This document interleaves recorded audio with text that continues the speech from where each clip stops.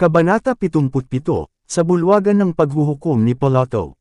Ang kabanatang ito ay batay sa Mateo Kapitulo 27 versikulo 2, 11 hanggang 31, Marcos Kapitulo 15 versikulo 1 hanggang 20, Lucas Kapitulo 23 versikulo 1 hanggang 25, Juan Kapitulo 18 versikulo 28 hanggang 40, Juan Kapitulo 19 versikulo 1 hanggang 16. Sa bulwagan ng paghuhukom ni Pilato, ang Romanong gobernador, si Kristo ay nakatayong nakagapos bilang isang bilanggo.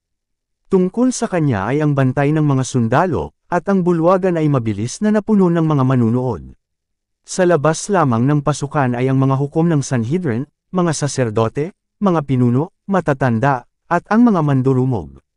Matapos hatulan si Jesus, ang konseho ng Sanhedrin ay lumapit kay Pilato upang kumpirmahin at ipatupad ang hatol. Ngunit ang mga opisyal na Judeong ito ay hindi papasok sa bulwagan ng paghatol ng mga Romano. Ayon sa kanilang ceremonial law ay madudumihan sila sa gayon, at sa gayon ay mapipigilan sa pakikibahagi sa kapistahan ng Paskwa. Sa kanilang pagkabulag ay hindi nila nakita na ang nakamamatay na puot ay nadumisan ang kanilang mga puso. Hindi nila nakita na si Kristo ang tunay na kordero ng Paskwa, at na, dahil tinanggihan nila siya, ang dakilang kapistahan ay nawala para sa kanila ang kahalagahan nito. Nang dalhin ang tagapagligtas sa bulwagan ng paghuhukom, tumingin sa kanya si Pilato ng walang magiliw na mga mata. Ang Romanong gobernador ay mabilis na tinawag mula sa kanyang silid, at ipinasya niyang gawin ang kanyang gawain sa lalong madaling panahon. Handa siyang harapin ang bilanggo ng may kalubhaan ng mahisteryal. Sa pag-aakalang ang kanyang pinakamatinding ekspresyon, lumingon siya upang tingnan kung anong uri ng tao ang kailangan niyang suriin, na tinawag siya mula sa kanyang pahinga ng napakaaga ng 1 oras. Alam niya na maaaring ito ay isang tao na ang mga awtoridad ng Hudyo ay sabik na malitis at maparusahan ng madalien. Tiningnan ni Pilato ang mga lalaking namamahala kay Jesus, at pagkatapos ay nakatuon ang kanyang tingin kay Jesus. Kinailangan niyang harapin ang lahat ng uri ng mga kriminal, ngunit kailan may hindi pa nadala sa harap niya ang isang lalaking may marka ng gayong kabutihan at kadakilaan. Sa kanyang mukha ay wala siyang nakitang bakas ng pagkakasala, walang ekspresyon ng takot, walang katapangan o pagsuway. Nakita niya ang isang lalaking mahinahon at marangal na tindig, na ang mukha ay hindi nagtataglay ng mga marka ng isang kriminal, kundi ng pirma ng langit. Ang pagpapakita ni Kristo ay nagbigay ng magandang impresyon kay Pilato. Ang kanyang mas mabuting kalikasan ay napukaw. Narinig niya si Jesus at ang kanyang mga gawa. Ang kanyang asawa ay nagsabi sa kanya ng isang bagay tungkol sa kahangahangang mga gawa na ginawa ng propeta ng Galilea, na nagpagaling ng mga may sakit at bumuhay ng mga patay. Ngayon ito ay muling nabuhay bilang isang panaginip sa isip ni Pilato. Naalala niya ang mga alingaw-ngaw na narinig niya mula sa ilang mga mapagkukunan. Nagpasya siyang hilingin sa mga Hudyo ang kanilang mga paratang laban sa bilanggo. Sino ang taong ito, at bakit ninyo siya dinala? Sabi niya, anong paratang ang dinadala ninyo laban sa kanya? Ang mga Hudyo ay nataranta. Sa pagkaalam na hindi nila mapapatunayan ang kanilang mga paratang laban kay Kristo, hindi nila hinanggad ang isang pampublikong pagsusuri. Sumagot sila na siya ay isang manlilinlang na tinatawag na Jesus ng Nazareth. Muling itinanong ni Pilato, anong paratang ang dinadala ninyo laban sa taong ito? Hindi sinagot ng mga pari ang kanyang tanong, ngunit sa mga salitang nagpapakita ng kanilang pagkairita, sinabi nila, kung hindi siya makasalanan, hindi sana namin siya ibinigay sa iyo. Kapag ang mga bumubuo ng Sanhedrin, ang mga unang tao ng bansa, ay nagdala sa iyo ng isang tao na sa tingin nila ay karapat-dapat sa kamatayan, kailangan pa bang humingi ng paratang laban sa kanya? Inaasahan nilang mapabilib si Pilato sa kanilang kahalagahan. At sa gayon ay maakay siya sa pagsang-ayon sa kanilang kahilingan ng hindi dumaan sa maraming preliminaries. Sila ay sabik na mapagtibay ang kanilang hatol, dahil alam nila na ang mga taong nakasaksi sa mga kahangahangang gawa ni Kristo ay maaaring magkwento ng isang kwento na ibang-iba sa katha na sila mismo ang nag-eensayo ngayon. Naisip ng mga pari na kasama ng mahina at nag-aalinlangan na si Pilato ay magagawa nila ang kanilang mga plano ng walang problema. Bago ito ay mabilis niyang nilagdaan ang death warrant, na hinahatulan ng kamatayan ang mga taong alam nilang hindi karapat-dapat sa kamatayan. Sa kanyang tansya ang buhay ng isang bilanggo ay maliit na halaga, kung siya ay inosente o nagkasala ay walang espesyal na kahihinatnan. Inaasahan ng mga pari na ipapataw na ngayon ni Pilato ang parusang kamatayan kay Jesus nang hindi siya pinakikinggan. Ito ay kanilang hiniling bilang pabor sa okasyon ng kanilang dakilang pambansang pagdiriwang. Ngunit may isang bagay sa bilanggo na humadlang kay Pilato mula rito. Hindi siya naglakas loob na gawin ito. Binasa niya ang mga layunin ng mga pari. Naalala niya kung paano, hindi nagtagal, binuhay ni Jesus si Lazarus, isang taong 4 na araw ng patay, at determinado siyang malaman, bago lagdaan ang hatol ng paghatol, kung ano ang mga paratang laban sa kanya, at kung mapapatunayan ang mga iyon. Kung sapat na ang iyong paghatol, sabi niya, bakit dinala sa akin ang bilanggo? Kunin ninyo siya, at hatulan ninyo siya ayon sa inyong batas. Kaya't pinilit, sinabi ng mga pari na naibigay na nila ang hatol sa kanya, ngunit kailangan nilang magkaroon ng hatol ni Pilato upang maging wasto ang kanilang paghatol. Ano ang iyong pangungusap? Tanong ni Pilato. Ang hatol na kamatayan, sagot nila, ngunit hindi matuwid para sa amin ang pumatay ng sinumang tao. Hiniling nila kay Pilato na tanggapin ang kanilang salita tungkol sa pagkakasala ni Kristo, at ipatupad ang kanilang hatol. Akuhin nila ang responsibilidad sa resulta. Si Pilato ay hindi isang makatarungan o isang tapat na hukom, ngunit mahina kahit na siya ay nasa moral na kapangyarihan, tumanggi siyang pagbigyan ng kahilingang ito. Hindi niya hahatulan si Jesus hanggat hindi na pag-aakusahan laban sa kanya. Ang mga pari ay nasa isang dilema. Nakita nila na dapat nilang balutin ang kanilang pagkukunwari sa ilalim ng pinakamakapal na pagtatago.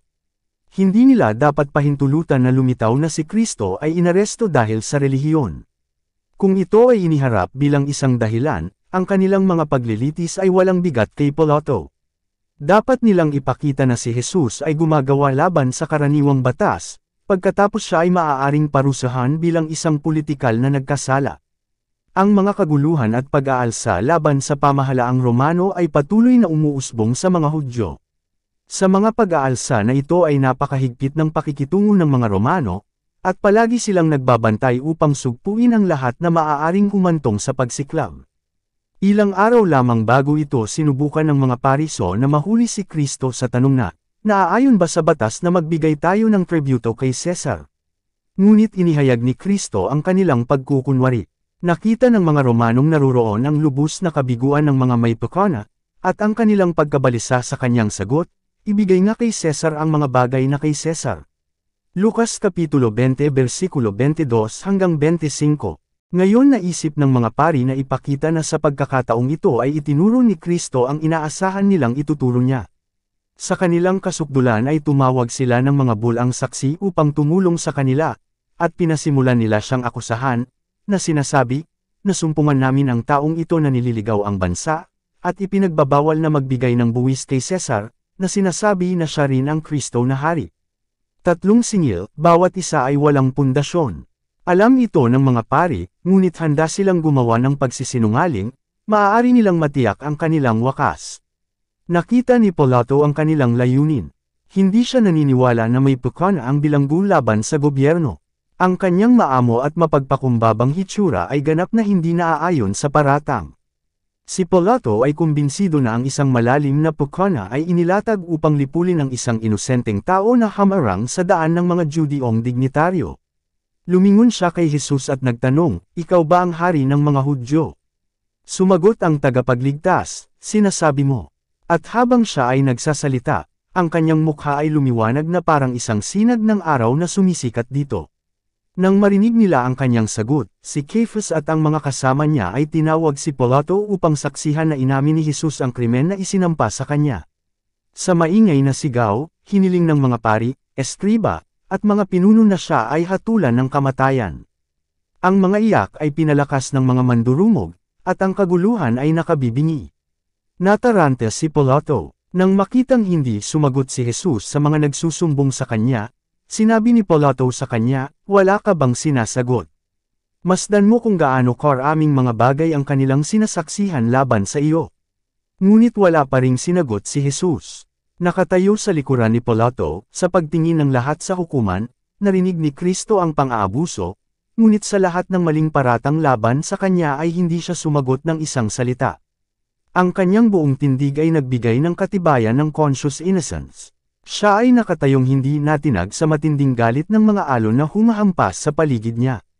Para bang ang mabibigat na pag-agos ng puot, na tumataas ng mas mataas, tulad ng mga alon ng maingay na karagatan, ay bumasag sa kanya, ngunit hindi siya hinawakan. Siya ay tumahimik, ngunit ang kanyang katahimikan ay mahusay magsalita. Ito ay bilang isang liwanag na nagniningning mula sa panloob hanggang sa panlabas na tao. Si Pilato ay namangha sa kanyang tindig. Ang taong ito ba ay binibaliwala ang mga paglilitis dahil wala siyang pakialam na iligtas ang kanyang buhay? Tanong niya sa sarili, habang tinitingnan niya si Jesus, na dinadala ang insulto at panunuyan ng walang paghihiganti, nadama niya na hindi siya maaaring maging hindi matuwid at hindi makatarungan tulad ng mga sumisigaw na mga pari. Sa pag-asang matamo ang katotohanan mula sa kanya at makatakas sa kaguluhan ng karamihan, dinala ni Pilato si Jesus sa tabi niya, at muling nagtanong, "Ikaw ba ang hari ng mga Hudyo?" Hindi direktang sinagot ni Jesus ang tanong na ito.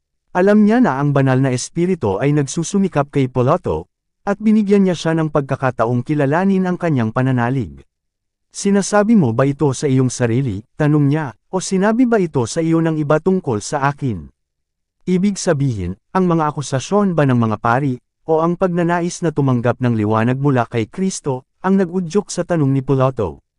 Naunawaan ni Pilato ang kahulugan ni Kristo, ngunit umusbong sa kanyang puso ang pagmamataas. Hindi niya kinikilala ang paninindigan na pinilit sa kanya. "Ako ba ay isang Hudyo?" sabi niya, "ang iyong sariling bansa at ang mga punong saserdote ay nagbigay sa iyo sa akin, ano ang iyong ginawa?" Lumipas na ang gintong pagkakataon ni Pilato. Ngunit hindi siya iniwan ni Jesus ng walang karagdagang liwanag. Bagamat hindi niya direktang sinagot ang tanong ni Pilato, malinaw niyang sinabi ang kanyang sariling misyon. Ibinigay niya kay Pilato na maunawaan na hindi niya hinahanap ang makalupang trono. "Ang aking kaharian ay hindi sa mundong ito," sabi niya, "kung ang aking kaharian ay sa sanglibutang ito, kung gayon ang aking mga lingkod ay lalaban, upang hindi ako maibigay sa mga Hudyo, ngunit ngayon ay hindi mula rito ang aking kaharian." Sinabi nga sa kanya ni Pilato, "Kung gayon, ikaw ba ay hari?" Sumagot si Jesus, "Sinasabi mo na ako ay isang hari. Dahil dito ako ipinanganak, at dahil dito ay naparito ako sa sanglibutan, upang ako ay magpatutuo sa katotohanan. Ang bawat isa na nasa katotohanan ay nakikinig sa aking tinig." Pinagtibay ni Kristo na ang kanyang salita mismo ay isang susi na magbubukas ng misteryo sa mga taong handang tumanggap nito. Ito ay may kapangyarihang magpuri sa sarili, at ito ang sikreto ng paglaganap ng kanyang kaharian ng katotohanan. Nais niyang maunawaan ni Pilato na sa pamamagitan lamang ng pagtanggap at pag-angkop ng katotohanan ay may bubuo muli ang kanyang nasirang kalikasan. Si Pilato ay may pagnanais na malaman ang katotohanan. Magulo ang isip niya. Masigasig niyang tinanggap ang mga salita ng tagapagligtas, at ang kanyang puso ay napukaw ng matinding pananibik na malaman kung ano talaga iyon, at kung paano niya ito makukuha. "Ano ang katotohanan?" tanong niya, ngunit hindi na siya naghintay ng sagot. Ang kaguluhan sa labas ay nagpaalala sa kanya sa mga interes ng oras, sapagkat ang mga pari ay sumisigaw para sa agarang pagkilos. Pagpunta sa mga Hudyo, mariin niyang sinabi, "Wala akong nakitang kasalanan sa kanya." Ang mga salitang ito mula sa isang pag-anong hukom ay isang matinding pagsaway sa kataksilan at kasinungalingan ng mga pinuno ng Israel na nag-aakusa sa tagapagligtas. Nang marinig ito ng mga pari at matatanda mula kay Pilato, ang kanilang pagkabigo at galit ay walang hangganan. Matagal na silang nagplano at naghintay para sa pagkakataong ito. Nang makita nila ang pag-asam ng paglaya kay Jesus, tila handa silang pira-piraso siya. Malakas nilang tinulig sa si Pilato, at pinagbantaan siya ng pagtuligsa ng pamahalaang Romano. Inakusahan nila siya ng pagtanggi na hatulan si Jesus, na, ayon sa kanila, ay nagtakda ng kanyang sarili laban kay Cesar. Narinig na ngayon ang galit na mga tinig, na nagpapahayag na ang seditious na impluensya ni Jesus ay kilala sa buong bansa. Sinabi ng mga saserdote, ginugulo niya ang mga tao, na nagtuturo sa buong Judyo, simula sa Galilea hanggang sa dakong ito. Si Pilato sa panahong ito ay walang iniisip na hatulan si Jesus. Alam niya na inakusahan siya ng mga Hudyo sa pamamagitan ng puot at pagtatangi. Alam niya kung ano ang kanyang tungkulin.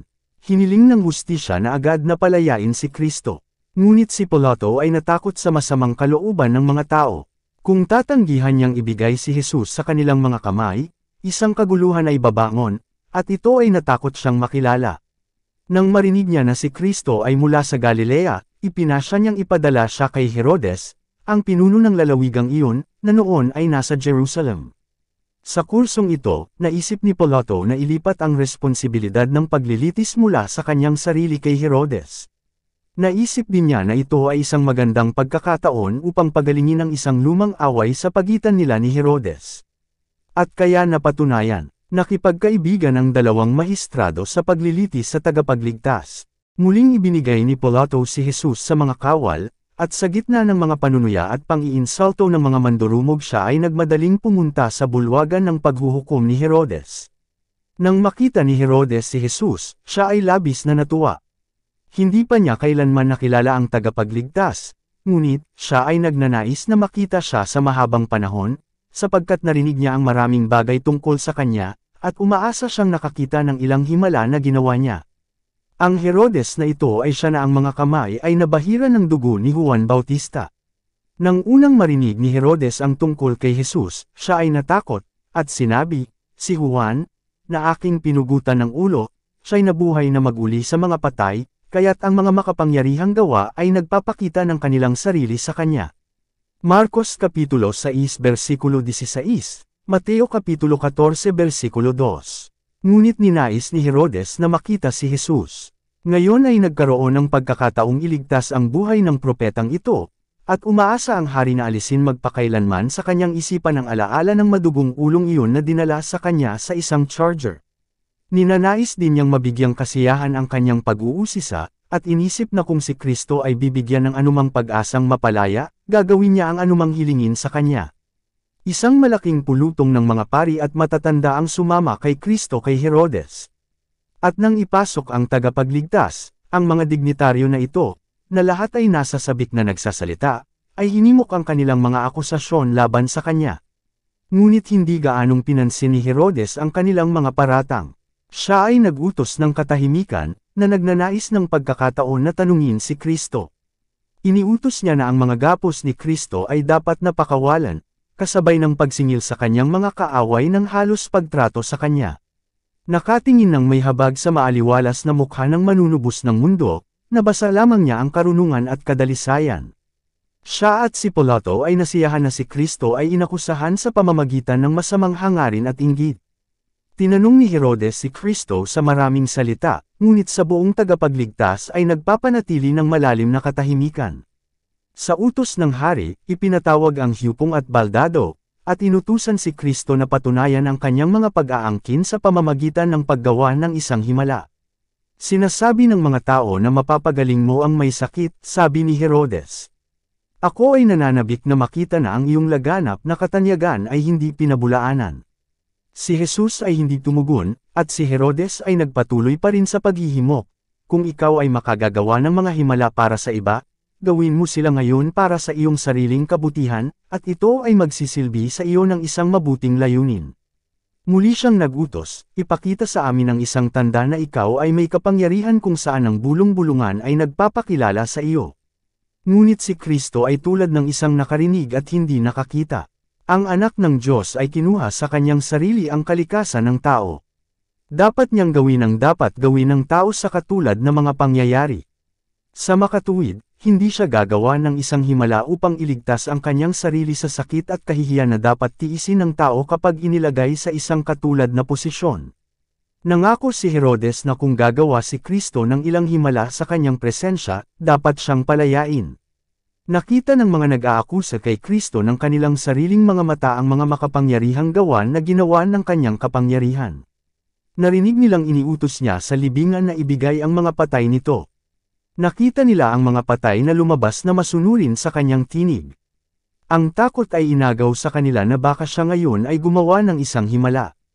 Sa lahat ng bagay, pinakakinatatakutan nila ang isang pagpapakita ng kanyang kapangyarihan. Ang ganitong pagpapakita ay magpapatunay ng isang kamatayang suntok sa kanilang mga plano, at marahil ay magbubuwi sa kanila ng kanilang buhay. Muli ang mga saserdote at mga pinuno, sa matinding pagkabalisa, ay nagpilit ng kanilang mga akusasyon laban sa kanya. Itinataas ang kanilang mga tinig, kanilang ipinahayag, siya ay isang taksil, isang lapastangan. Gumagawa siya ng kanyang mga himala sa pamamagitan ng kapangyarihang ibinigay sa kanya ni Beelzebub, ang prinsipe ng mga demonyo. Ang bulwagan ay naging isang eksena ng kalituhan, ang iba ay umiiyak ng isang bagay at ang iba ay iba. Ang budi ni Herodes ngayon ay hindi gaanong sensitibo kaysa noong siya ay nanginginig sa takot sa kahilingan ni Herodias para sa ulo ni Juan Bautista. Para sa isang oras siya ay nadama ang matalim stings ng pagsisisi para sa kanyang kawailahilakbot na gawa, ngunit ang kanyang moral na perceptions ay naging mas at higit pang hinamak sa pamamagitan ng kanyang maalay na buhay. Ngayon ang kanyang puso ay naging napakatigas na kaya niyang ipagmalaki ang parusang ginawa niya kay Juan dahil sa pangahas na pagsabihan siya.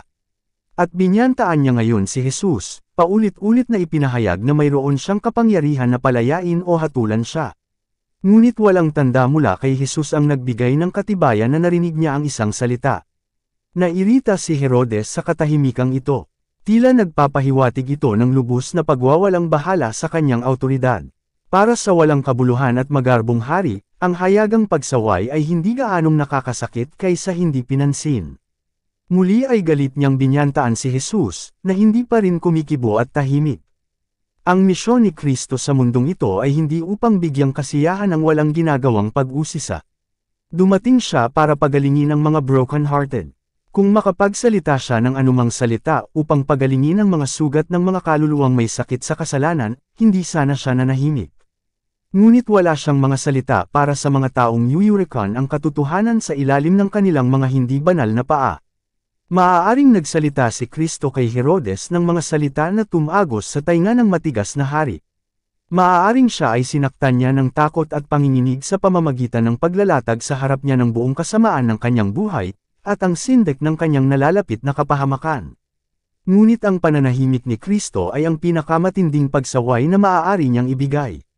Tinanggihan ni Herodes ang katotohanang sinabi sa kanya ng pinakadakila sa mga propeta, at wala nang ibang mensahe ang dapat niyang tanggapin. Walang salita ang may kamahalan ng langit para sa kanya. Ang tainga na iyon na kailanman ay nakabukas sa paghihirap ng tao, ay walang puwang para sa mga utos ni Herodes. Ang mga matang iyon na nakatitig sa nagsisisi na makasalanan sa kahabagan, mapagpatawad na pag-ibig ay walang pagtingin na ipagkaloob kay Herodes. Yaong mga labi na nagbigkas ng pinakakahanga-hangang katotohanan, na sa mga tono ng pinakamagiliw na pagsusumamo ay nagsumamo sa pinakamakasalanan at pinakamasama, ay sarado sa mapagmataas na hari na nakadama ng hindi nangangailangan ng isang tagapagligtas. Ang mukha ni Herodes ay dumilim sa pagsinta. Bumaling sa karamihan, galit niyang tinuligsa si Jesus bilang isang impostor. Pagkatapos kay Kristo ay sinabi niya, kung hindi ka magbibigay ng katibayan ng iyong pag-angkin, ibibigay kita sa mga kawal at sa mga tao. Maaaring magtagumpay sila sa pagpapasalita sa iyo. Kung ikaw ay isang impostor, ang kamatayan sa kanilang mga kamay ay nararapat lamang sa iyo. Kung ikaw ang anak ng Diyos, iligtas mo ang iyong sarili sa pamamagitan ng paggawa ng isang himala. Sa lalong madaling panahon ay ang mga salitang ito ay binigkas, ang isang pagmamadali ay ginawa para kay Kristo. Tulad ng mga mabangis na hayop, ang karamihan ng tao ay sumugod sa kanilang biktima. Si Jesus ay kinaladkad dito at doon, si Herodes ay sumama sa mga mandurumog sa paghahangad na ipahiya ang anak ng Diyos. Kung hindi hamarang ang mga kawal na Romano, at pilit na pinaatres ang galit na karamihan, ang tagapagligtas ay napunit na sana. Si Herodes kasama ang kanyang mga tauhan ng digmaan ay itinakuwil siya, at tinuya siya, at sinuutan siya ng napakarilag na damit. Nakiisa ang mga sundalong Romano sa pang-aabusong ito. Ang lahat ng masasamang sundalong ito, na tinulungan ni Herodes at ng mga Judeong dignitaryo, ay ibinuntan sa tagapagligtas. Ngunit hindi nabigo ang kanyang banal na pasensya. Sinubukan ng mga mang-uusig kay Kristo na sukatin ang kanyang katangian sa kanilang sarili, kinakatawan nila siya na kasing sama ng kanilang mga sarili.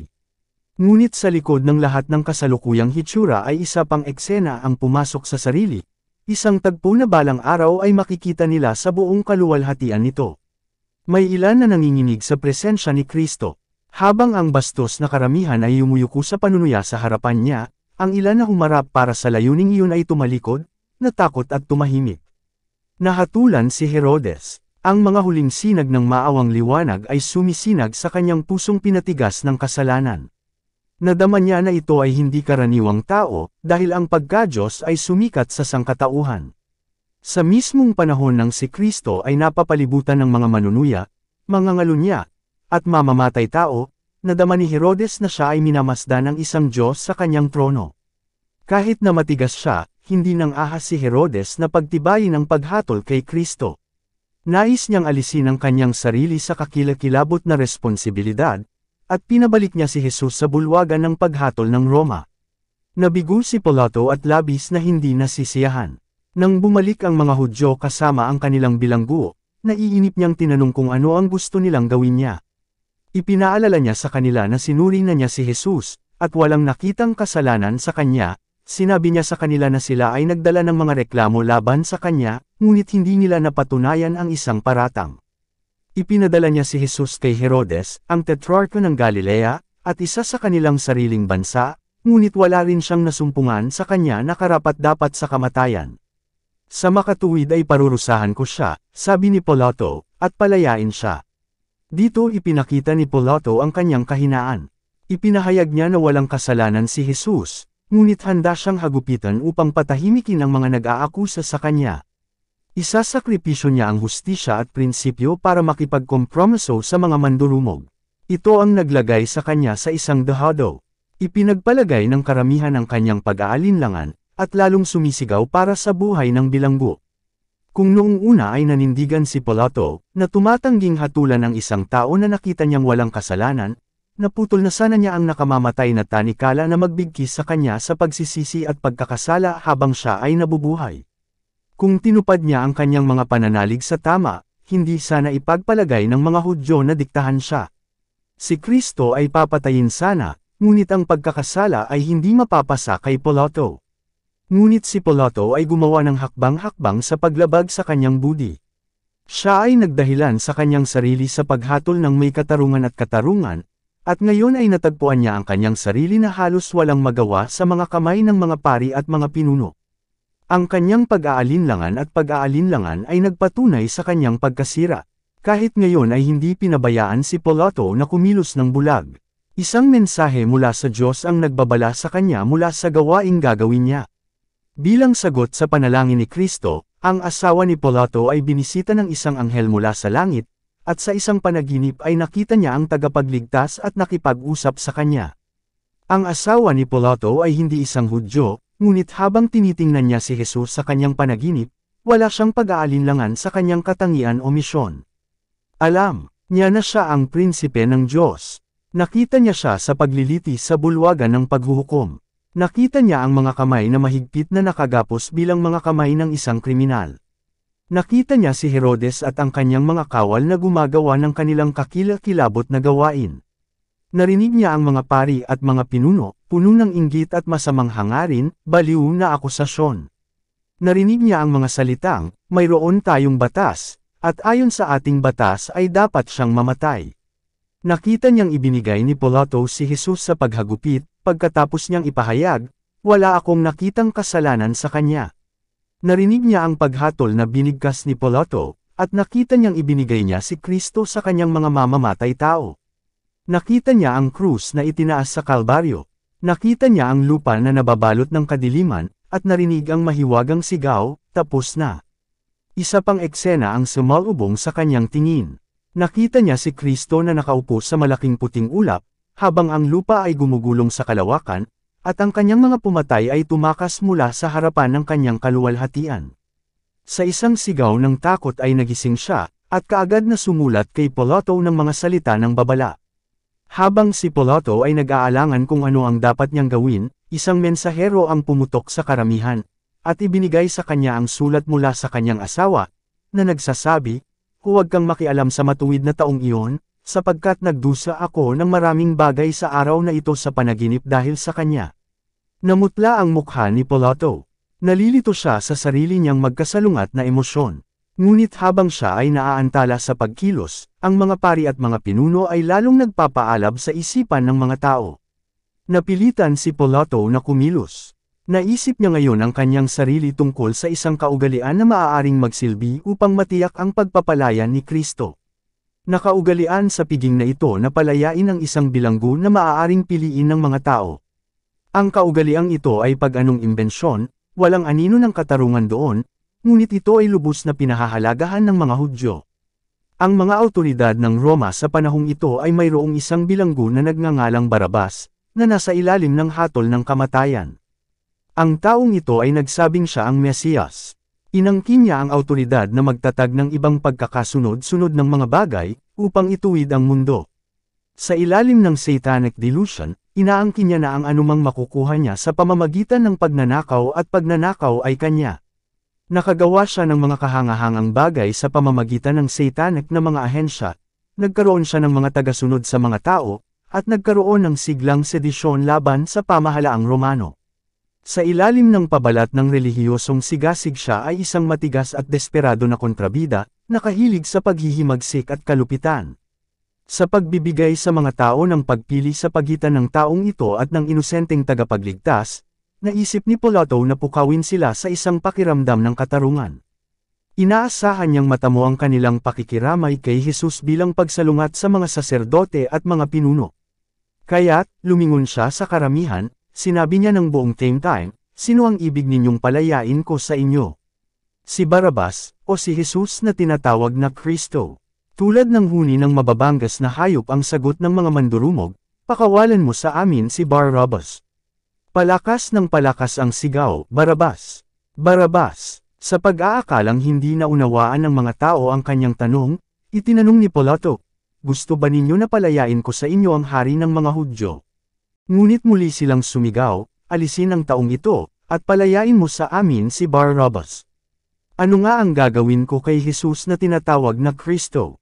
Tanong ni Pilato. Muling umuungal ang dumaraming tao na parang mga demonyo.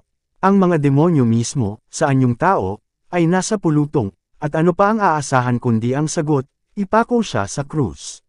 Nabagabag si Pilato. Hindi niya akalain na aabot sa ganoon. Siya ay lumiit mula sa paghahatid ng isang inosenteng tao sa pinakakasuklam-suklam at malupit na kamatayan na maaaring ipataw. Matapos tumigil ang dagandong ng mga tinig, lumingon siya sa mga tao, na nagsasabi, "Bakit? Anong kasamaan ang kanyang ginawa?" Ngunit ang kaso ay naging masyadong malayo para sa argumento. Hindi katibayan ng kawalang kasalanan ni Kristo ang gusto nila, kundi ang kanyang paghatol. Nagsikap pa rin si Pilato na iligtas siya. Sinabi niya sa kanila sa ikatlong pagkakataon, "Bakit? Anong kasamaan ang kanyang ginawa? Wala akong nasumpungang dahilan ng kamatayan sa kanya, parurusahan ko nga siya, at pahihintulutan siyang umalis." Ngunit ang mismong pagbanggit sa kanyang paglaya ay nagdulot ng 10 ulit na kaguluhan sa mga tao. "Ipako siya sa krus, ipako siya sa krus," sigaw nila. Palakas ng palakas ang unos na idinulot ng pag-aalinlangan ni Pilato. Si Jesus ay kinuha, nanghihina sa pagod at natatakpan ng mga sugat, at hinampas sa paningin ng karamihan. At dinala siya ng mga kawal sa bulwagan, na tinatawag na Praetorium, at tinipon nila ang buong pangkat. At siya'y binihisan nila ng kulay ube, at naglagay ng putong na tinek, at inilagay sa palibot ng kanyang ulo, at nagpasimulang bumati sa kanya, "Aba, hari ng mga Hudyo." At sila, niluraan siya, at iniluhod ang kanilang mga tuhod at sinamba siya. Paminsan-minsan ay inaagaw ng ilang masamang kamay ang tambo na inilagay sa kanyang kamay, at tinamaan ang korona sa kanyang noo, pinipilit ang mga tinak sa kanyang mga templo, at pinadadala ang dugo na tumutulo sa kanyang mukha at balbas. Magtaka, oo langit, at mamangha, oo lupa. Masdan ang nang-aapi at ang inaapi. Isang galit na pulutong ang kinukulong ang tagapagligtas ng mundo. Ang panunuya ay may halong magaspang na panunumpan ng kalapastanganan. Ang kanyang mababang kapanganakan at mapagkumbaba na buhay ay binibigyang komento ng walang pakiramdam na mandurumog. Ang kanyang pag-aangkin na anak ng Diyos ay kinukutya, at ang maalay na pagbibiro at mapang-insultong panunuya ay ipinapasa sa mga labi. Pinamunuan ni Satanas ang malupit na mandurumog sa pag-abuso nito sa tagapagligtas. Layunin niya na pukawin siya sa paghihiganti kung maaari, o himukin siya na gumawa ng isang himala upang palayain ang kanyang sarili, at sa gayon ay masira ang plano ng kaligtasan. Isang mantsa sa kanyang buhay bilang tao, isang kabiguan ng kanyang sangkatauhan na matiis ang kakilakilabot na pagsubok, at ang kordero ng Diyos ay isang disakdal na handog, at ang pagtubo sa tao ay isang kabiguan. Ngunit siya na sa pamamagitan ng isang utos ay maaaring magdala ng makalangit na hukbo sa kanyang tulong, siya na maaaring itaboy ang mandurumog na iyon sa takot mula sa kanyang paningin sa pamamagitan ng pagkislap ng kanyang banal na kamahalan, ay nagpasakop ng may ganap na katahimikan sa pinakamatinding insulto at galit. Ang mga kaaway ni Kristo ay humingi ng isang himala bilang katibayan ng kanyang pagka-Diyos. Mayroon silang katibayan na mas malaki kaysa sa anumang hinanap nila.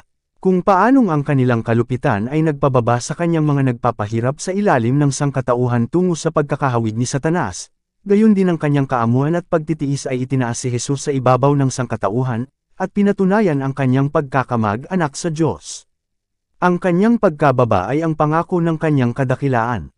Ang mga patak ng dugo ng paghihirap na mula sa kanyang nasugatang mga templo ay damaloy sa kanyang mukha at balbas ay ang pangako ng kanyang pagpapahid ng langis ng kagalakan, mga Hebreo Kapitulo 1 versikulo 9, bilang ating dakilang mataas na saserdote. Malaki ang galit ni Satanas nang makita niya na ang lahat ng pang-aabusong ginawa sa tagapagligtas ay hindi nagpilit ng kahit kititing na pag-ungol mula sa kanyang mga labi.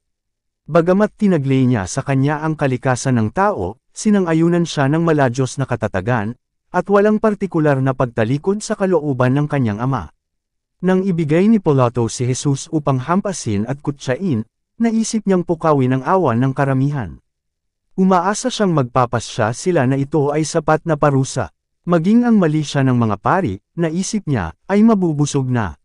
Ngunit sa matalas na pangunawa ay nakita ng mga Hudyo ang kahinaan ng pagpaparusa sa isang tao na idineklarang inosente. Alam nila na sinusubukan ni Pilato na iligtas ang buhay ng bilanggo, at determinado silang hindi palayain si Jesus. Para pasayahin at bigyan tayo ng kasiyahan, hinampas siya ni Pilato, naisip nila, at kung itutulak natin ang bagay sa isang desisyon, tiyak na makakamit natin ang ating wakas. Ipinatawag ngayon ni Pilato si Barrabas upang dalhin sa hukuman. Pagkatapos ay iniharap niya ang dalawang bilanggo na magkatabi, at itinuro ang tagapagligtas na sinabi niya sa isang tinig ng time na pagsusumamo, narito ang lalaki. Dinala ko siya sa inyo, upang inyong malaman na wala akong nakitang kasalanan sa kanya. Doon nakatayo ang anak ng Diyos, nakasuot ng balabal ng panunuya at koro ng tinap. Hinuberen hanggang baywang, ipinakita sa kanyang likod ang mahaba, malupit na mga guhitan, kung saan malayang damaloy ang dugo. Ang kanyang mukha ay nabahira ng dugo, at may mga bakas ng pagod at sakit, ngunit hindi kailanman ito ay lumitaw na mas maganda kaysa ngayon. Ang mukha ng tagapagligtas ay hindi nasira sa harap ng kanyang mga kaaway.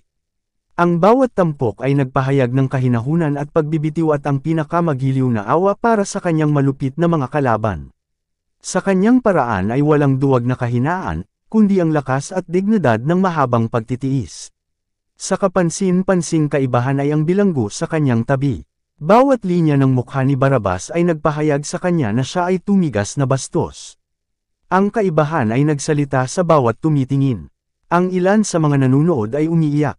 Habang nakatingin sila kay Jesus, ang kanilang mga puso ay puno ng pakikiramay. Maging ang mga pari at pinuno ay nahatulan na siya ang lahat ng kanyang inaangkin. Ang mga sundalong Romano na nakapaligid kay Kristo ay hindi lahat ay tumigas. Ang ilan ay mataimtim na nakatingin sa kanyang mukha para sa isang katibayan na siya ay isang kriminal o mapanganib na karakter. Paminsan-minsan ay lumilingon sila at nagsusumamo kay Barrabas. Hindi kailangan ng malalim na pananaw para basahin siya ng buo. Muli silang bumaling sa isa sa paglilitis. Tiningnan nila ang banal na nagdurusa na may matinding habag. Ang tahimik na pagpapasakop ni Kristo ay tumatak sa kanilang mga isipan ang eksena, hindi kailanman maaalis hanggang sa alinman sa kanilang kinikilala siya bilang ang Kristo, o sa pamamagitan ng pagtanggi sa kanya ay nagpasya ng kanilang sariling kapalaran. Si Pilato ay napuno ng pagkamangha sa walang reklamong pagtitiis ng tagapagligtas. Hindi siya nag-alinlangan na ang paningin ng taong ito, sa kaibahan ni Barrabas, ay magpapakilo sa mga Hudyo na makiramay. Ngunit hindi niya naunawaan ang panatikong pagkamuhi ng mga pari para sa kanya, na, bilang liwanag ng mundo, ay nagpakita ng kanilang kadiliman at kamalian. Ginalaw nila ang mga mandurumog sa galit na galit, At muli ang mga pari, pinuno, at mga tao ay sumigaw na, ipako siya sa krus. Sa wakas, nawala ng buong pasensya sa kanilang walang katwiran na kalupitan, si Pilato ay sumigaw ng walang pag-asa, kunin ninyo siya, at ipako sa krus, sapagkat wala akong nasumpungang kasalanan sa kanya. Ang Romanong gobernador, bagamat pamilyar sa malupit na mga eksena, ay naantig sa pakikiramay sa nagdurusa na bilanggo, na, hinatulan at hinigupit, na may dumudugong noo at may sugat sa likod, ay may suot pa ring hari sa kanyang trono. Ngunit sinabi ng mga pari, mayroon tayong batas, at ayon sa ating batas ay nararapat siyang mamatay, sapagkat ginawa niya ang kanyang sarili na anak ng Diyos. Nagulat si Pilato. Wala siyang tamang ideya tungkol kay Kristo at sa kanyang misyon, ngunit mayroon siyang hindi malinaw na pananampalataya sa Diyos at sa mga nilalang na nakahihigit sa sangkatauhan. Isang kaisipang minsang dumaan sa kanyang isipan ngayon ay naging mas tiyak na hugis. Tinanong niya kung hindi ba isang banal na nilalang ang nakatayo sa kanyang harapan, nakasuot ng kulay ube na balabal ng panunuya, at pinutungan ng mga tinek. Muli siyang pumasok sa bulwagan ng paghuhukom, at sinabi kay Jesus, saan ka galing? Ngunit hindi siya sinagot ni Jesus. Ang tagapagligtas ay malayang nakipag-usap kay Pilato, na ipinaliwanag ang kanyang sariling misyon bilang saksi sa katotohanan. Binaliwala ni Pilato ang liwanag. Inabuso niya ang mataas na katungkulan ng hukom sa pamamagitan ng pagbibigay ng kanyang mga alituntunin at awtoridad sa mga kahilingan ng mandurumog. Wala nang karagdagang liwanag si Jesus para sa kanya. Galit sa kanyang pananahimik, si Pilato ay may pagmamataas na sinabi, hindi ka ba nagsasalita sa akin? Hindi mo ba nalalaman na ako ay may kapangyarihang ipako ka sa krus, at may kapangyarihan akong palayain ka? Sumagot si Jesus, wala kang anumang kapangyarihan laban sa akin, malibang ito ay ibinigay sa iyo mula sa itaas, kaya't ang nagbigay sa akin sa iyo ay may mas malaking kasalanan. Kaya't ang mahabaging tagapagligtas, sa gitna ng kanyang matinding pagdurusa at kalungkutan, ay nagdahilan hanggat maaari sa gawa ng Romanong gobernador na nagbigay sa kanya upang ipako sa krus. Napakagandang tagpo ito para ipasa sa buong mundo. Anong laking liwanag ang ibinibigay nito sa katangian niya na siyang hukom ng buong lupa. Siya na nagbigay sa akin sa iyo, sabi ni Jesus, ay may mas malaking kasalanan. Ang ibig sabihin ni Kristo ay si Caiaphas, na, bilang mataas na saserdote, ay kumakatawan sa bansang Hudyo. Alam nila ang mga prinsipyong kumokontrol sa mga awtoridad ng Roma. Nagkaroon sila ng liwanag sa mga propesya na nagpatotoo tungkol kay Kristo, at sa kanyang sariling mga turo at mga himala. Ang mga Hudyong hukom ay nakatanggap ng di mapagkakamalang katibayan ng pagkadyos niya na kanilang hinatulan ng kamatayan. At ayon sa kanilang liwanag sila ay hahatulan. Ang pinakamalaking pagkakasala at pinakamabigat na responsibilidad ay pag-aari ng mga nakatayo sa pinakamataas na lugar sa bansa, ang mga depositaries ng mga sagradong tiwala na kanilang pinagtaksilan. Sina Pilato, Herodes, at ang mga kawal na Romano ay walang kaalam-alam kay Jesus. Inisip nilang pasayahin ang mga pari at pinuno sa pamamagitan ng pag-abuso sa kanya. Wala sa kanila ang liwanag na saganang natanggap ng bansang Hudyo. Kung ang liwanag ay ibinigay sa mga kawal, hindi sana nila tretuhin si Kristo ng kasing lupit ng kanilang ginawa. Muling iminungkahi ni Pilato na palayain ang tagapagligtas. Datapwat sumigaw ang mga Hudyo, na nangagsasabi, kung palayain mo ang taong ito, hindi ka kaibigan ni Cesar. Kaya ang mga mapagkunwari na ito ay nagkunwaring naninibugho para sa awtoridad ni Caesar. Sa lahat ng mga kalaban sa pamamahala ng mga Romano, ang mga Hudyo ang pinakamapait. Kapag ligtas para sa kanila na gawin ito, sila ay pinakamalupit sa pagpapatupad ng kanilang sariling pambansa at relihiyosong mga pangangailangan. Ngunit nang sila ay nagnanais na magsagawa ng ilang layunin ng kalupitan, kanilang itinaas ang kapangyarihan ni Cesar. Upang maisakatuparan ang pagkawasak ni Kristo, sila ay magpapahayag ng katapatan sa dayuhang pamamahala na kanilang kinasusuklaman. Sinumang gumagawa ng kanyang sarili na isang hari, pagpapatuloy nila, ay nagsasalita laban kay Cesar. Ito ay humipo kay Pilato sa isang mahinang punto. Siya ay pinaghihinalaan ng pamahalaang Romano, at alam niya na ang gayong ulat ay magiging kapahamakan sa kanya. Alam niya na kung ang mga Hudyo ay hadlangan, ang kanilang galit ay mababaling laban sa kanya. Wala silang iiwang bawiin para magawa ang kanilang paghihiganti. Nasa harapan niya ang isang halimbawa ng pagtitiyaga kung saan hinahangad nila ang buhay ng isa na kanilang kinasusuklaman ng walang dahilan. Pagkatapos ay umupo si Pilato sa luklukan ng paghatol, at muling iniharap si Jesus sa mga tao, na sinasabi, "Narito ang inyong hari." Muling narinig ang galit na sigaw, "Ilayo mo siya, ipako siya sa krus." Sa isang tinig na narinig sa malayo at malapit, si Pilato ay nagtanong, "Ipapako ko ba sa krus ang inyong hari?" Ngunit mula sa kalapastanganan, lumalapastangan sa mga labi ay lumabas ang mga salitang, "Wala kaming hari kundi si Cesar." Kaya sa pamamagitan ng pagpili ng isang pag-anong pinuno, ang bansang Hudyo ay umatras mula sa teokrasya. Tinanggihan nila ang Diyos bilang kanilang hari. Mula noon ay wala na silang tagapaghatid. Wala silang hari kundi si Caesar. Dito pinangunahan ng mga pari at guro ang mga tao. Para dito, kasama ang mga nakakatakot na resulta na sumunod, sila ang may pananagutan. Ang kasalanan ng isang bansa at ang pagkawasak ng isang bansa ay dahil sa mga pinuno ng relihiyon.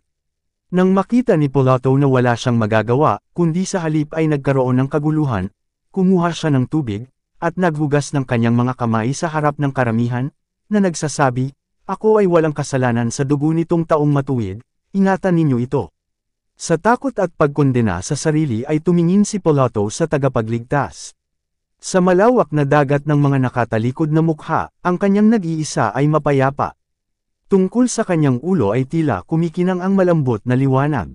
Sinabi ni Pilato sa kanyang puso, siya ay isang Diyos. Bamaling sa karamihang kanyang ipinahayag, "Ako ay malinis sa kanyang dugo. Kunin ninyo siya, at ipako siya sa krus." Ngunit tandaan ninyo, mga pari at mga pinuno, binibigkas ko siya na isang makatarungang tao. Naway siya na kanyang inaangkin na kanyang ama ang humatol sa iyo at hindi sa akin para sa gawain sa araw na ito. Pagkatapos ay sinabi niya kay Jesus, "Patawarin mo ako sa gawain ito, hindi kita may iligtas." At nang muli niyang hagupitan si Jesus, ay ibinigay niya siya upang ipako sa krus. Nanabik si Pilato na iligtas si Jesus. Ngunit nakita niya na hindi niya ito magagawa, ngunit nananatili pa rin ang kanyang sariling posisyon at karangalan. Sa halip na mawala ang kanyang makamundong kapangyarihan, pinili niyang isakripisyo ang isang inosenteng buhay. Ilan, upang makatakas sa pagkawala o pagdurusa, sa katulad na paraan ng prinsipyo ng sakripisyo. Ang budi at tungkulin ay nagtuturo sa isang paraan, at ang pansariling interes ay nagtuturo sa isa pa. Ang agos ay tumama ng malakas sa maling direksyon, at siya na nakikipagkompromiso sa kasamaan ay natangay sa makapal na kadiliman ng pagkakasala. Nagpaubaya si Pilato sa mga hinihingi ng mga mandurumog. Sa halip na ipagsapalaran ang pagkawala ng kanyang posisyon, inihatid niya si Jesus upang ipako sa krus. Ngunit sa kabila ng kanyang pag-iingat, ang mismong bagay na kinatatakutan niya pagkatapos ay dumating sa kanya. Ang kanyang mga karangalan ay tinanggal mula sa kanya, siya ay ibinaba mula sa kanyang mataas na katungkulan, at, sinaktan ng pagsisisi at sugatang pagmamataas, hindi nagtagal pagkatapos ng pagpapako sa krus ay tinapos niya ang kanyang sariling buhay. Kaya lahat ng nakipagkompromiso sa kasalanan ay makakamit lamang ng kalungkutan at kapahamakan. May isang daan na tila matuwid sa isang tao, ngunit ang wakas niyaon ay mga daan ng kamatayan. Kawikaan Kapitulo 14 Versikulo 12. Nang ipahayag ni Pilato ang kanyang sarili na inosente sa dugo ni Kristo, si Caiphas ay sumagot ng may pag-aalinlangan, "Ang kanyang dugo ay sama sa amin, at sa aming mga anak." Ang kakilakilabot na mga salita ay kinuha ng mga pari at mga pinuno, at umalangaw ng karamihan sa isang hindi makatao na dagandong ng mga tinig. Sumagot ang buong karamihan at sinabi, "Mapa sa amin ang kanyang dugo, at sa aming mga anak." Ang mga tao ng Israel ay gumawa ng kanilang pinili. Itinuro nila si Jesus at sinabi nila, hindi ang taong ito, kundi si Barabas. Si Barabas, ang magnanakaw at mamamatay tao, ang kinatawan ni Satanas. Si Kristo ang kinatawan ng Diyos. Si Kristo ay tinanggihan, si Barabas ang napili. Si Barabas ang dapat nilang makuha. Sa paggawa ng pagpiling ito ay tinanggap nila siya na mula sa simula ay isang sinungaling at isang mamamatay tao. Si Satanas ang kanilang pinuno. Bilang isang bansa, isasagawa nila ang kanyang dikta. Ang kanyang mga gawa ay gagawin nila. Ang kanyang pamumuno ay dapat nilang tiisin. na ang mga taong pumili kay Barabas bilang kahalili ni Kristo ay mararamdaman ang kalupitan ni Barabas hanggat tumatagal ang panahon. Sa pagtingin sa hinampas na kordero ng Diyos, ang mga Hudyo ay sumigaw, ang kanyang dugo ay mapa sa amin, at sa aming mga anak. Ang kakilakilabot na sigaw na iyon ay umakyat sa trono ng Diyos. Ang pangungusap na iyon, na binibigkas sa kanilang sarili, ay isinulat sa langit. Dininag ang panalangin iyon. Ang dugo ng anak ng Diyos ay nasa kanilang mga anak at mga anak ng kanilang mga anak, isang walang hanggang sumpa. Kakilakilabot na natanto ito sa pagkawasak ng Jerusalem. Kakilakilabot na ito ay nahayag sa kalagayan ng bansang Hudyo sa loob ng 1800 taon, isang sanga na pinutol sa puno ng ubas, isang patay, walang bungang sanga, na titipunin at susunugan. Mula sa lupain sa buong mundo, mula siglo hanggang siglo, patay sa mga pagsuwi at kasalanan. Kakilakilabot na ang panalangin iyon ay matutupad sa dakilang araw ng paghuhukom. Sa muling pagparito ni Kristo sa lupa, hindi siya makikita ng mga tao bilang isang bilanggo na napapaligiran ng mga tao. Makikita nila siya noon bilang hari ng langit. Si Kristo ay darating sa kanyang sariling kaluwalhatian, sa kaluwalhatian ng kanyang Ama, at sa kaluwalhatian ng mga banal na anghel. 10,000 beses ng 10,000, at libu-libong mga anghel, ang magaganda at matagumpay na mga anak ng Diyos, na nagtataglay ng higit na kagandahan at kaluwalhatian, ay sasamahan siya sa kanyang daan. Kung magkagayoy uupo siya sa luklukan ng kanyang kaluwalhatian, at sa harap niya ay titipunin ang lahat ng mga bansa. Kung magkagayoy makikita siya ng bawat mata, at gayon din ng mga tumusok sa kanya. Sa lugar ng isang koro ng tinek, siya ay magsusuot ng korona ng kaluwalhatian, isang korona sa loob ng isang korona. Bilang kahalili ng lumang kulay ube na makaharing balabal, siya ay bibihisan ng damit na pinakamaputi, upang walang manlalabas sa lupa ang makapagpapaputi sa kanila. Marcos Kapitulo 9 versikulo 3. At sa kanyang damit at sa kanyang hita ay masusulat ang isang pangalan, Hari ng mga hari, at Panginoon ng mga Panginoon. Apokalipsis Kapitulo 19 versikulo 16. Ang mga nanunuya at nanakit sa kanya ay naruroon. Ang mga pari at mga pinuno ay muling mamasdan ang eksena sa bulwagan ng paghuhukom. Ang bawat pangyayari ay lilito sa harap nila, na parang nakasulat sa mga titik ng apoy. Pagkatapos ang mga nanalangin, ang kanyang dugo ay sumaatin, at sa ating mga anak, ay tatanggap ng sagot sa kanilang panalangin. Pagkatapos ay malalaman at mauunawaan ng buong mundo. Malalaman nila kung sino at ano ang kanilang, mahihirap, mahihina, may hangganan na nilalang, ay nakikipagdigma laban. Sa kakilakilabot na pagdurusa at kakilakilabot ay hihiyos sila sa mga bundok at mga bato. Mahulog kayo sa amin, at itago ninyo kami sa mukha ng nakaupo sa luklukan, at sa puot ng kordero, sapagkat dumating na ang dakilang araw ng kanyang puot, at sino ang makatatayo. Apokalipsis Kapitulo 6 versikulo 16-17. Dito nagtatapos ang Kabanata 77. Para updated ka sa susunod na kabanata, ay huwag kalimutang mag-subscribe, mag-follow at mag-share sa ating channel Renilab TV. Maraming salamat po.